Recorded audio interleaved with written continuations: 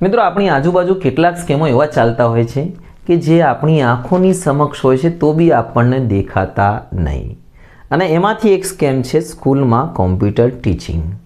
આ સ્કેમ એટલા માટે છે કે જે સ્કૂલો ગ્રાન્ટેડ હોય કે પ્રાઇવેટ 2 થી 3 હજાર રૂપિયા વાર્ષિક ફી લે છે કેટલાય વર્ષો સુધી, એ બાળકોને શું આપે છે સામે?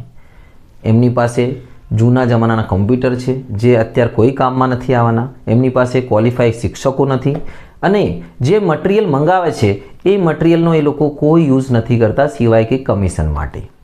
ઓકે, તમે તમારા બાળકોને અથવા તમે પોતે ભણતા હો તો તમારી જાતને 2-3 સવાલો પૂછી શકો છો કે તમે છેલ્લે કોમ્પ્યુટર લેબમાં ક્યારે ગયા હતા, અથવા તમે અઠવાડિયામાં કોમ્પ્યુટર લેબમાં ક્યારે જાઓ છો, તમને એમાં શું શીખવાડવામાં આવે છે, તમને શું આવડે છે. કારણ કે જેટલું સ્કૂલો 3-4 વર્ષમાં શીખવાડે છે એટલું તમે કોઈ પણ પ્રાઇવેટ ક્લાસમાં 1-2 મહિનામાં થોડાક 2-3 હજાર રૂપિયામાં શીખી શકો છો, અને એનાથી વધારે બી શીખી શકો છો.